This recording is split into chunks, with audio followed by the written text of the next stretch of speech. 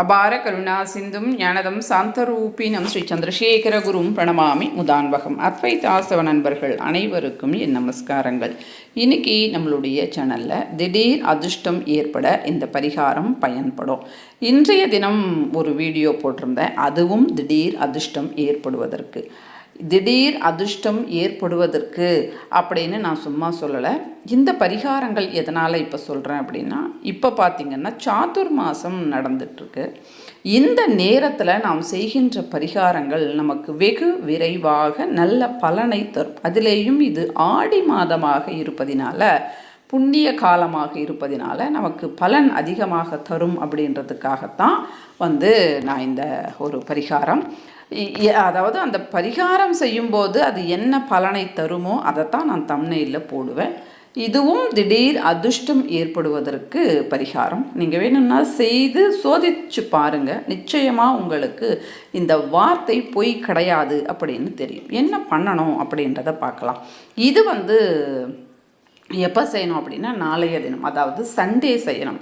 ஒவ்வொரு சண்டே செய்யலாமா அப்படின்னா அப்படி கிடையாது. அமாவாசை கழித்து வருகின்ற முதல் ஞாயிறு, அது நாளைய தினம் இருக்குது. அதே மாதிரி காலையில் போட்ட வீடியோவில் சிலர் கேட்டிருந்தாங்க, அடுத்த சனிக்கிழமை செய்யலாமான்னு. அப்படி செய்யக்கூடாது. காலையில் போட்ட பரிகாரம் கூட அமாவாசை கழித்து வருகின்ற முதல் சனிக்கிழமை, அது இன்றைய தினம். அதனால் அந்த பரிகாரம் இன்றைய தினம் செய்யணும். முடியலன்னா அடுத்த அமாவாசை கழித்து வருகின்ற முதல் சனிக்கிழமை தான் அதை செய்யணும். அதே மாதிரி தான் இதுவும். முடிந்தால் நாளைய தினம் செய்யுங்க. முடியாதவர்கள் அடுத்த மாதம் அமாவாசை கழித்து வருகின்ற முதல் ஞாயிற்றுக்கிழமை தான் அந்த பரிகாரத்தை செய்யணும். அதாவது இந்த பரிகாரத்தை என்ன பரிகாரம் அப்படின்னு பார்க்கலாம். அமாவாசை கழித்து வருகின்ற முதல் ஞாயிற்றுக்கிழமையான நாளைய தினத்தில், அதாவது 27ஆம் தேதி ஜூலை மாதம் 25வது வருடம் நாளைய தினம் செய்யணும். என்ன பண்ணணும் அப்படின்னா, ஒரு தேங்காயை எடுத்துக்கங்க. தேங்காயை எடுத்து, அதாவது அதற்கு மேலே அந்த நார்களெல்லாம் இருக்கணும். அந்த மாதிரி ஒரு தேங்காயை எடுத்துக்கங்க. அடுத்து மார்வாடி கயிறு அப்படின்னு கடைகளில் இப்போ எல்லா இடங்களிலேயும் விற்கிது. வீடியோவில் நீங்கள் பார்க்குறீங்க இல்லையா, அந்த மாதிரி மார்வாடி கயிறு, மஞ்சளும் சிகப்பும் கலந்த மாதிரி இருக்கக்கூடியது மார்வாடி கயிறு. இந்த மார்வாடி திரியை பயன்படுத்தி ஒரு தீப பரிகாரம் கூட போட்டிருந்தேன். நிறைய பேர் செஞ்சு, இதுதான் மார்வாடி கயிறு, நிறைய பேர் செஞ்சு நல்ல பலன் எங்களுக்கு கிடைச்சிருக்கு அப்படின்னு சொல்லியிருந்தாங்க. அதே மார்வாடி கயிறு தான் எடுத்துக்கங்க. உங்களுடைய அளவு, இப்போ ஆண்கள் நீங்கள் செய்கிறீங்க அப்படின்னாலும், பெண்கள் செய்கிறீங்க அப்படின்னாலும், உங்களுடைய கேசாதி பாதம், அதாவது தலையிலிருந்து கால் வரை எவ்வளவோ அவ்வளவை நீங்கள் எடுத்துக்கணும். எடுத்துட்டு அதை அந்த தேங்காயில் 7 முறை சுற்றணும். இப்போ ரொம்ப அதிகமாக இருக்குங்க அப்படின்னா அந்த தேங்காயில் நீங்கள் அப்படியே சுற்றிட்டு வாங்க. 7 முறை சுற்றுற மாதிரி நாமளே பிளான் பண்ணிக்கணும். பிளான் பண்ணிவிட்டு 7 முறை சுற்றிட்டு இதை ஓடுகின்ற பிரவாகம் அப்படின்னு சொல்லுவாங்க.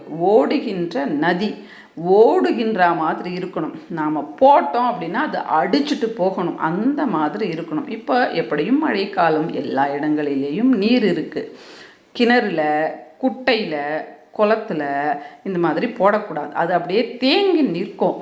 கடலில் போடலாம், ஆறுகளில் போடலாம். நாம் அப்படி போட்டோன்னா அது அடிச்சுட்டு போகணும். அந்த மாதிரி போச்சு அப்படின்னா நிச்சயமாக நமக்கு திடீர் அதிர்ஷ்டம் ஏற்படும். ஒரு முறை செய்தால் ஏற்படுமா அப்படின்னா, நமக்கு வரப்போவது அதிர்ஷ்டம். அப்போது கஷ்டப்படணும் இல்லை.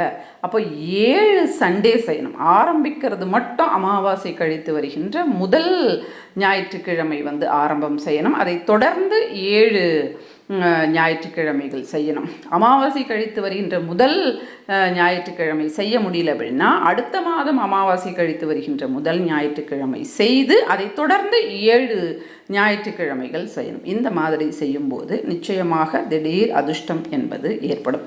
நமக்கு ஜாதகத்தில் ரொம்ப பிரச்சனைகள் இருக்குது அப்படின்னாலும் இந்த மாதிரி பரிகாரங்கள் செய்யும்போது அப்படியே நாம் ரொம்ப கஷ்டப்படாமல், ஒரு தண்ணீரில் எறும்பு தத்தளிச்சிட்டு இருக்குது அப்படின்னா ஒரு இலை போட்டால் அது எப்படி ஏறி அதில் மிதந்து கொண்டு கரை சேருமோ, அந்த மாதிரி எவ்வளவு கிரகநிலைகள் நமக்கு பாதகமாக இருந்தாலும் இந்த மாதிரி பரிகாரங்கள் செய்யும்போது ஓஹோன்னு அப்படின்னு இல்லைன்னாலும் நம்மால் வந்து கஷ்டத்தில் நாம் மாட்டிக்காமல் அப்படியே வந்து நாம் தாமரை இலை தண்ணீர் மாதிரி அந்த கஷ்டத்தில் வந்து விழுந்து புரண்டு கஷ்டப்படாமல் அப்படியே நாம் வந்து மேலே வந்துடுவோம். நிச்சயமாக எல்லாரும் செய்யுங்க, முயற்சி பண்ணுங்க.